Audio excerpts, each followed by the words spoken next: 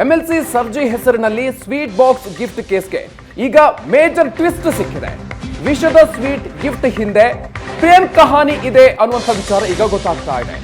ವಿಷದ sweet box ಕಳುಹಿಸಿದ್ದು ಸೌಹಾರ್ದ ಪಟೇಲ್.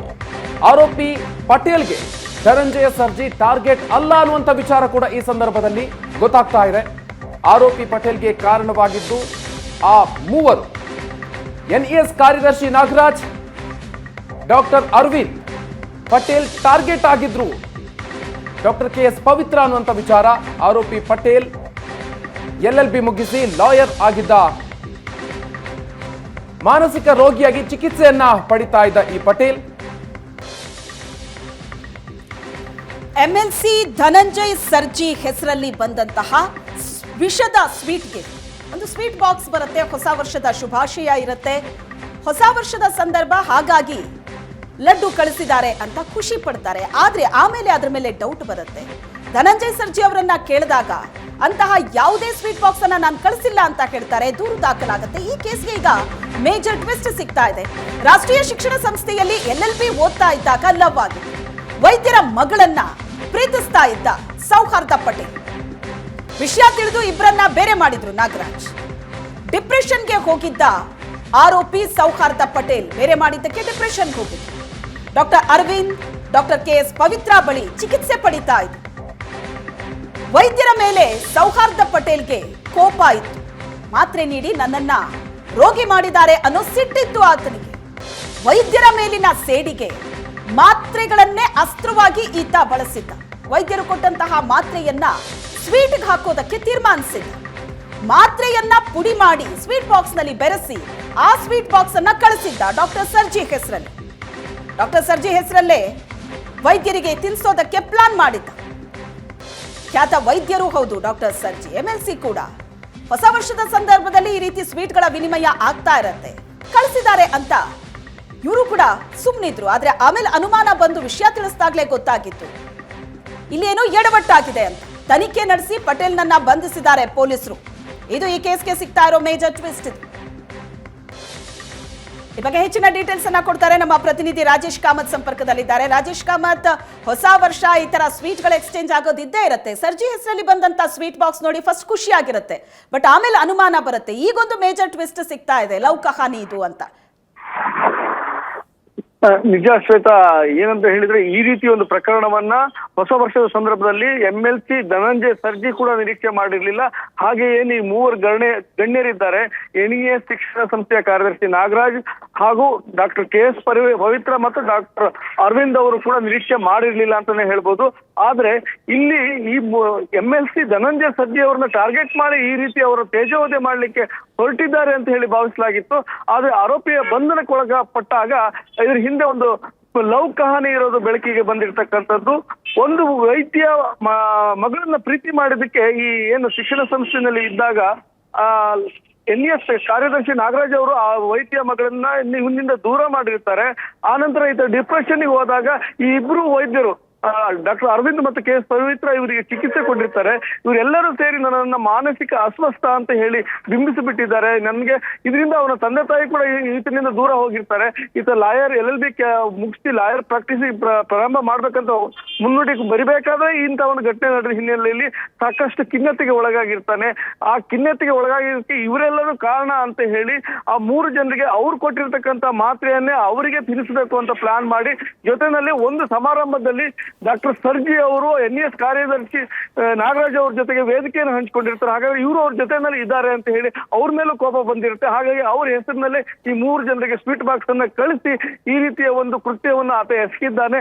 ತನ್ನ ಸೇಡನ್ನು ತೀರಿಸಿಕೊಳ್ಳಕ್ಕೆ ತನಗೆ ಮಾತ್ರೆ ತಿನ್ನಿಸಿದಾರಲ್ಲ ಆ ಮಾತ್ರೆಯನ್ನು ಇವರಿಗೆ ತಿನ್ನಿಸ್ಬೇಕು ಅಂತ ಹೇಳಿ ಲಡ್ಡುವಿನ ಜೊತೆನಲ್ಲಿ ಆ ಮಾತ್ರೆಗಳನ್ನ ಬೆರೆಸಿ ಕಳಿಸಿದ್ರಿಂದ ಆ ಲಡ್ಡು ಕಹಿ ಆಗಿದ್ರಿಂದ ಇವರು ಆ ಸ್ವೀಟ್ ಅನ್ನು ತಿನ್ನದೆ ತಕ್ಷಣ ಫೋನ್ ಮಾಡಿರ್ತಾರೆ. ಆ ಹಿನ್ನೆಲೆಯಲ್ಲಿ ಇಡೀ ಪ್ರಕರಣ ಬೆಳಕಿಗೆ ಬಂತು, FIR ಆಗಿದೆ. ಈಗ ಆರೋಪಿಯನ್ನು ಬಂಧಿಸಿ ಜೈಲಿಗೆ ಕೂಡ ಕಳಿಸಿದ್ದಾರೆ. ಶ್ವೇತಾ, ಥ್ಯಾಂಕ್ ಯು ರಾಜೇಶ್ ಕಾಮತ್ ನಿಮ್ಮೆಲ್ಲ ಡೀಟೇಲ್ಸ್ಗೆ. ಸಾರಿಗೆ ಇಲಾಖೆಯ ಭ್ರಷ್ಟರಿಗೆ ಈಗ ಢವಢವ ಶುರುವಾಗಿದೆ. ಭ್ರಷ್ಟರ ಹೆಡೆಮುರಿ ಕಟ್ಟೋದಕ್ಕೆ ಸರ್ಕಾರದಿಂದ ಬ್ರಹ್ಮಾಸ್ತ್ರವನ್ನ ಪ್ರಯೋಗ ಮಾಡೋದಕ್ಕೆ ಮುಂದಾಗಿದೆ. ಸಾರಿಗೆ ಇಲಾಖೆಯ ಭ್ರಷ್ಟರ ವಿರುದ್ಧ FIR ದಾಖಲಿಸಿಕೊಳ್ಳಲಾಗಿದೆ. ಐಷಾರಾಮಿ ಕಾರು ಲೈಫ್ ಟ್ಯಾಕ್ಸ್ ಪಾವತಿಸದೆ ವಂಚನೆಯನ್ನ ಮಾಡಲಾಗ್ತಾ ಇದೆ. ಕಾರುಗಳಿಗೆ ಟ್ಯಾಕ್ಸ್ ಅನ್ನ ಕಟ್ಟಿಸಿಕೊಳ್ಳದೆ ಅಕ್ರಮವಾಗಿ ರಿಜಿಸ್ಟ್ರೇಷನ್ ಮಾಡಿಕೊಳ್ಳಲಾಗ್ತಾ ಇದೆ. ಹೀಗಾಗಿ 100 ಕೋಟಿಗೂ ಹೆಚ್ಚು ವಂಚನೆ ಆಗಿದೆ. ಭ್ರಷ್ಟ ಅಧಿಕಾರಿಗಳು ಇದರಲ್ಲಿ ಭಾಗಿಯಾಗಿದ್ದಾರೆ ಅನ್ನುವಂತಹ ಒಂದು ವಿಚಾರ. ಈ ಹಿನ್ನೆಲೆಯಲ್ಲಿ ಈಗ ಭ್ರಷ್ಟರ ವಿರುದ್ಧ FIR ದಾಖಲಿಸಿಕೊಳ್ಳಲಾಗಿದೆ. ಕೋರಮಂಗಲ, ಜಯನಗರ, ಕಸ್ತೂರಿ ನಗರದಲ್ಲಿ ಈ ಗೋಲ್ಮಾಲ್ ಆಗಿರೋದು 2015ರಿಂದ 2021ರ ಅವಧಿಯಲ್ಲಿ ಬ್ರಹ್ಮಾಂಡ ಭ್ರಷ್ಟಾಚಾರ ಆಗಿದೆ. ರೋಡ್ ಟ್ಯಾಕ್ಸ್ ಕಟ್ಟಿಸಿಕೊಳ್ಳದೆ ಕೋಟಿ ಕೋಟಿ ವಂಚನೆ ಮಾಡಿರೋದು ಈಗ ಬೆಳಕಿಗೆ ಬಂದಿದೆ. ಈ ಹಿನ್ನೆಲೆಯಲ್ಲಿ ಈಗ ಭ್ರಷ್ಟ ಅಧಿಕಾರಿಗಳ ವಿರುದ್ಧ FIR ದಾಖಲಿಸಿಕೊಳ್ಳಲಾಗಿದೆ. ಮಾಜಿ ಸಚಿವರು, ಶಾಸಕರು, ಬಿಲ್ಡರ್ಗಳು, ಉದ್ಯಮಿಗಳು ಐಷಾರಾಮಿ ಕಾರ್ಗಳನ್ನ ಅಕ್ರಮವಾಗಿ ನೋಂದಣಿ ಮಾಡುವ ವಿಚಾರದಲ್ಲಿ ಭಾಗಿಯಾಗಿದ್ದಾರೆ ಅನ್ನುವಂಥದ್ದು ಕೂಡ ಅನುಮಾನಗಳು ವ್ಯಕ್ತವಾಗ್ತಾ ಇದೆ.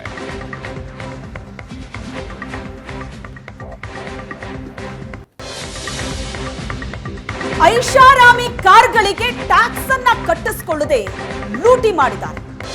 ಮಾಜಿ ಸಚಿವರು, ಶಾಸಕರು, ಬಿಲ್ಡರ್ಗಳ ಕಾರ್ HSR ಲೇಔಟ್ ಠಾಣೆಯಲ್ಲಿ ಈಗ ಭ್ರಷ್ಟರ ವಿರುದ್ಧ FIR ದಾಖಲಾಗಿದೆ. ಐಷಾರಾಮಿ ಕಾರ್ಗಳು Audi, Jaguar, Mercedes Benz, BMW, Porsche, Lamborghini, Volvo, Range Rover car, Fortuner, Skoda ಕಾರ್ಗಳ ನೋಂದಣಿಯಲ್ಲಿ ಆಗಿರುವಂತ ಬ್ರಹ್ಮಾಂಡ ಭ್ರಷ್ಟಾಚಾರ. ಕೋಟಿ ಕೋಟಿ ರೋಡ್ ಟ್ಯಾಕ್ಸ್ ಅನ್ನ ಕಟ್ಟಿಸಿಕೊಳ್ಳದೆ ವಂಚನೆ ಮಾಡಿರೋದು ಬೆಳಕಿಗೆ ಬಂದಿದೆ. ಅಕ್ರಮದಲ್ಲಿ ಪ್ರಾದೇಶಿಕ ಸಾರಿಗೆ ಇಲಾಖೆ ಉಪ ಆಯುಕ್ತರು ಭಾಗಿಯಾಗಿದ್ದಾರೆ. FIR ದಾಖಲಾಗ್ತಾ ಇದ್ದಂತೆ ಅಧಿಕಾರಿಗಳಿಗೆ ಬಂಧನ ಭೀತಿ ಎದುರಾಗ್ತಾ ಇದೆ. ಕೋರಮಂಗಲ, ಕಸ್ತೂರಿ ನಗರ, ಜಯನಗರ ಅಧಿಕಾರಿಗಳಿಗೆ ಆತಂಕ ಶುರುವಾಗಿದೆ. ಯಾರೆಲ್ಲ ಈ ಅಕ್ರಮದಲ್ಲಿ ಭಾಗಿಯಾಗಿದ್ರು ಆ ಎಲ್ಲ ಅಧಿಕಾರಿಗಳಿಗೆ ಈಗ ನಡುಕ ಶುರುವಾಗಿದೆ. ಕೋಟಿ ಕೋಟಿ ಹಣವನ್ನ ವಂಚಿಸಿದಂತ ಪ್ರಕರಣ ಇದು. ರೋಡ್ ಟ್ಯಾಕ್ಸ್ ಅನ್ನ ಕಟ್ಟಿಸಿಕೊಳ್ಳದೆ ಕೋಟಿ ಕೋಟಿ ವಂಚನೆ ಮಾಡಿದ್ದಾರೆ. ಇದರಲ್ಲಿ ಹಲವರ ಹೆಸರುಗಳು ಕೇಳಿ ಬಂದಿದೆ. FIR ದಾಖಲಾಗಿದೆ ಸಾರಿಗೆ ಇಲಾಖೆಯ ಭ್ರಷ್ಟರ ವಿರುದ್ಧ.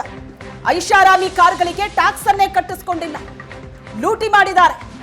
ಮಾಜಿ ಸಚಿವರು, ಶಾಸಕರು ಇವರುಗಳ ಕಾರಿದು.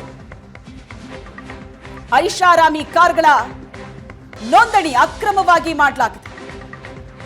ಅಕ್ರಮ ನೋಂದಣಿ ಮೂಲಕ ಗೋಲ್ಮಾಲ್ ಅನ್ನ ನಡೆಸಿದಂತಹ ಭ್ರಷ್ಟರಿಗೆ ಈಗ ನಡುಕ ಶುರುವಾಗಿದೆ.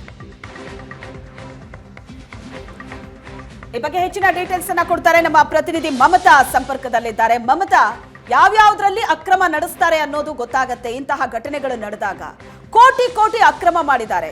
ಯಾರ್ಯಾರ ಹೆಸರು ಪ್ರಮುಖವಾಗಿದೆ? ಎಷ್ಟು ಜನರ ವಿರುದ್ಧ FIR ದಾಖಲಾಗಿದೆ? ಶ್ವೇತಾ, ಹೈ ಎಂಡ್ ಕಾರ್ಗಳನ್ನ ಖರೀದಿ ಮಾಡಿರುವಂತಹ ಹೈ ಪ್ರೊಫೈಲ್ ವ್ಯಕ್ತಿಗಳು ಏನಿದ್ದಾರೆ ಅವರು ರೋಡ್ ಟ್ಯಾಕ್ಸ್ ಅನ್ನ ಕಟ್ಟದೆ ರಿಜಿಸ್ಟ್ರೇಷನ್ ಮಾಡ್ಕೊಂಡಿರುವಂತದ್ದು. ಈ ಮೂಲಕ ಸರ್ಕಾರದ ಬೊಕ್ಕಸಕ್ಕೆ ಕೋಟ್ಯಾಂತರ ರೂಪಾಯಿ ನಷ್ಟವನ್ನ ಮಾಡಿದ್ದಾರೆ ಅನ್ನುವಂಥದ್ದು. ಇದು 2015, 2020ರವರೆಗೂ ಕೂಡ ಆಗಿರುವಂತಹ 2021ರವರೆಗೂ ಕೂಡ ಆಗಿರುವಂತಹ ಒಂದು ಅಕ್ರಮ ಅಂತ ಹೇಳ್ಬೋದು. ಯಾಕಂತಂದ್ರೆ ಇದರಲ್ಲಿ ಭಾಗಿಯಾಗಿರುವಂತಹ ಯಾರ್ಯಾರು ಅಕ್ರಮವಾಗಿ ರಿಜಿಸ್ಟ್ರೇಷನ್ ಮಾಡಿಸ್ಕೊಂಡಿದ್ದಾರೆ ಅವರ ಹೆಸರು ಇನ್ನೂ ಕೂಡ ಉಲ್ಲೇಖ ಆಗಿಲ್ಲ. ಅದು ಇನ್ನೂ ತನಿಖೆಯಲ್ಲಿರುವಂತಹ ಹಿನ್ನೆಲೆಯಲ್ಲಿ ಯಾವ ಹೆಸರನ್ನು ಕೂಡ ಇಲ್ಲಿ ಅಂದ್ರೆ ಮಾಹಿತಿ ಹೊರಬಿದ್ದಿಲ್ಲ. ಸದ್ಯಕ್ಕೆ ಇದರಲ್ಲಿ XMLAಗಳು ಕೂಡ ಇರುವಂತದ್ದು, ಜೊತೆಗೆ ಆಗ ಇರುವಂತಹ ಶಾಸಕರು ಇರಬಹುದು ಅವರಿರುವಂತದ್ದು, ಜೊತೆಗೆ ಉದ್ಯಮಿಗಳು ಕೂಡ ಭಾಗಿಯಾಗಿ ರೋಡ್ ಟ್ಯಾಕ್ಸ್ ಅನ್ನ ಕಟ್ಟಿಲ್ಲ ಅನ್ನುವಂಥದ್ದು ಕೂಡ ಈ ಮಾಹಿತಿ ಗೊತ್ತಾಗಿರುವಂತದ್ದು. ಅದರ ಜೊತೆಗೆ ಇದಕ್ಕೆ ಮುಖ್ಯವಾಗಿ ಕಾರಣರಾದವರೇ RTO ಅಧಿಕಾರಿಗಳು. ಜಯನಗರ, ಕೋರಮಂಗಲ, ಕಸ್ತೂರ್ ನಗರದಲ್ಲಿರುವಂತಹ RTO ಅಧಿಕಾರಿಗಳು ಏನಿದ್ರು ಆಗ ಅವರು ಇದರಲ್ಲಿ ಶಾಮೀಲಾಗಿದ್ದಾರೆ ಅನ್ನುವಂತಹದ್ದು ಕೂಡ ಗೊತ್ತಾಗಿರುವಂತದ್ದು. ಸದ್ಯಕ್ಕೆ ಇವರ ಅಂದ್ರೆ ಈ FIR ಕಾಪಿನಲ್ಲೂ ಕೂಡ ಇದರಲ್ಲಿ ಯಾರ್ಯಾರು ಇದ್ದಾರೆ, ಯಾರ್ಯಾರ ವಿರುದ್ಧವಾಗಿ FIR ಆಗಿದೆ ಅನ್ನುವಂಥದ್ದನ್ನು ಕೂಡ ಇಲ್ಲಿ ಉಲ್ಲೇಖ ಮಾಡಿಲ್ಲ. ಹಾಗಾಗಿ ಎಲ್ಲೋ ಒಂದು ಕಡೆ ಅವರನ್ನ ಯಾರ್ಯಾರು ಭ್ರಷ್ಟರಿದ್ದಾರೆ ಅವರ ಪರವಾಗಿ ಅಂದ್ರೆ ಅವ್ರನ್ನ ಎಲ್ಲೋ ಒಂದು ಕಡೆ ಇದು ಮಾಡಬೇಕು, ಸೇಫ್ ಮಾಡಬೇಕು ಅನ್ನುವಂಥದ್ದು ಏನಾದರೂ ಆಗ್ತಿದ್ಯಾ ಅನ್ನುವಂಥದ್ದು ಇಲ್ಲಿ ಪ್ರಶ್ನೆ ಆಗಿರುವಂಥದ್ದು. ಈ FIR ಕಾಪಿನಲ್ಲಿ ಯಾರ್ದು ಕೂಡ ಹೆಸರು ಉಲ್ಲೇಖ ಆಗಿಲ್ಲ. ಸದ್ಯಕ್ಕೆ ಏನು ಹೈ ಎಂಡ್ ಕಾರ್ಗಳು ಅಂದರೆ ಜಾಗ್ವಾರ್ ಇರ್ಬೋದು ಅಥವಾ ಮರ್ಸಿಡೀಸ್ ಬೆಂಜ್ ಇರ್ಬೋದು, ಇಂತಹ ಹೈ ಎಂಡ್ ಕಾರ್ಗಳನ್ನು ಖರೀದಿ ಮಾಡೋಕ್ಕಾಗುತ್ತೆ, ಆದರೆ ರೋಡ್ ಟ್ಯಾಕ್ಸನ್ನು ಕಟ್ಟಿಲ್ಲ ಅನ್ನುವಂಥದ್ದು. ಕೋಟ್ಯಾಂತರ ರೂಪಾಯಿಯನ್ನು ಅವರು ವಂಚನೆ ಮಾಡಿದ್ದಾರೆ. ಇದ್ರ ಬಗ್ಗೆ CIG ವರದಿನಲ್ಲೂ ಕೂಡ ಇದ್ರ ಉಲ್ಲೇಖ ಆಗಿತ್ತು. ಅದನ್ನು ತನಿಖೆ ನಡೆಸಬೇಕು ಅಂತದ್ದು ಕೂಡ ಆಗಿತ್ತು. ತನಿಖೆ ನಡೆಸುವಂತಹ ಸಂದರ್ಭದಲ್ಲಿ ಈ ಒಂದು ಏನು ಬ್ರಹ್ಮಾಂಡ ಭ್ರಷ್ಟಾಚಾರ ಕೂಡ ಹೊರಬಿದ್ದಿರುವಂಥದ್ದು. ಎಲ್ಲಿ ರಿಜಿಸ್ಟ್ರೇಷನ್ ಅನ್ನ ಮಾಡ್ಕೊಂಡಿಲ್ಲ, ಬೋಗಸ್ ರಿಜಿಸ್ಟ್ರೇಷನ್ ಅನ್ನುವಂಥದ್ದು ಕೂಡ ಗೊತ್ತಾಗಿರುವಂಥದ್ದು. ಆ ಮೂಲಕ ಈ ಹಿಂದೆ ವಿಧಾನಸಭೆ ಅಧಿವೇಶನದಲ್ಲೂ ಕೂಡ ಇದು ಚರ್ಚೆ ಆಗಿತ್ತು. ಇದರ ವಿರುದ್ಧವಾಗಿ ಕ್ರಮವನ್ನ ತೆಗೆದುಕೊಳ್ಳಬೇಕು ಅನ್ನುವಂಥದ್ದು ಕೂಡ ಚರ್ಚೆ ಆಗಿತ್ತು. ಅದೇ ರೀತಿಯಲ್ಲಿ ಈಗ ತನಿಖೆ ಕೂಡ ನಡೀತಾ ಇರುವಂಥದ್ದು. ಸದ್ಯಕ್ಕೆ ಈಗ HSR ಲೇಔಟ್ ಪೊಲೀಸ್ ಸ್ಟೇಷನ್ ನಲ್ಲೂ ಕೂಡ FIR ಆಗಿದೆ, ತನಿಖೆ ಕೂಡ ನಡೆಸ್ತಾ ಇದೆ. ಯಾರ್ಯಾರು ಇದರಲ್ಲಿ ಭಾಗಿಯಾಗಿದ್ದಾರೆ, ಇದರಲ್ಲಿ ಅಂದ್ರೆ ಮುಖ್ಯವಾಗಿ ಹೆಸರುಗಳು ಯಾರ್ಯಾರ್ದು ಇದೆ ಅಂದ್ರೆ RTO ಅಧಿಕಾರಿಗಳು ಇರಬಹುದು, ಅದರ ಜೊತೆಗೆ ಮುಖ್ಯವಾಗಿ ರಾಜಕಾರಣಿಗಳು ಕೂಡ ಇರುವಂತದ್ದು, ಅದರ ಜೊತೆಗೆ ಉದ್ಯಮಿಗಳು ಕೂಡ ಭಾಗಿಯಾಗಿರುವಂತದ್ದು. ಹೈ ಎಂಡ್ ಕಾರ್ಗಳನ್ನ ಖರೀದಿ ಮಾಡಲಾಗುತ್ತೆ, ಆದ್ರೆ ಅದಕ್ಕೆ ರೋಡ್ ಟ್ಯಾಕ್ಸ್ ಅನ್ನ ಕಟ್ಟೋದಕ್ಕಾಗೋದಿಲ್ಲ, ಅಕ್ರಮವಾಗಿ ನೋಂದಣಿ ಮಾಡ್ಕೊಂತಾರೆ ಅಂತಂದ್ರೆ ಇದು ಎಷ್ಟರ ಮಟ್ಟಿಗೆ ಸರ್ಕಾರದ ಬೊಕ್ಕಸಕ್ಕೆ ಎಷ್ಟರ ಮಟ್ಟಿಗೆ ಇವರು ನಷ್ಟವನ್ನ ಮಾಡಿದ್ದಾರೆ ಅನ್ನುವಂಥದ್ದು ಇಲ್ಲಿ ಗೊತ್ತಾಗುತ್ತೆ. ಹಾಗಾಗಿ ಇದ್ರ ಬಗ್ಗೆ ಸಾರಿಗೆ ಸಚಿವರು ಕೂಡ ಇದ್ರ ತನಿಖೆ ಆಗ್ಬೇಕು ಅಂತ ಹೇಳ್ಬಿಟ್ಟು ಮನವಿಯನ್ನ ಮಾಡ್ಕೊಂಡಿದ್ರು. ಅದೇ ರೀತಿಯಲ್ಲಿ ಈಗ ತನಿಖೆ ಕೂಡ ಆಗ್ತಾ ಇದೆ. ಇದರಲ್ಲಿ ಯಾರ್ಯಾರು ಇದ್ದಾರೆ ಅನ್ನುವಂಥದ್ದು ಸದ್ಯದಲ್ಲೇ ಗೊತ್ತಾಗುತ್ತೆ. ಜೊತೆಗೆ ಇದನ್ನ CIDಗೂ ಕೂಡ ವರ್ಗಾವಣೆ ಮಾಡುವಂತಹ ಎಲ್ಲ ಸಾಧ್ಯತೆ ಕೂಡ ಇರುವಂತದ್ದು. ಶ್ವೇತಾ, ಥ್ಯಾಂಕ್ ಯು ಮಮತಾ ನಿಮ್ಮೆಲ್ಲ ಡೀಟೇಲ್ಸ್ಗೆ.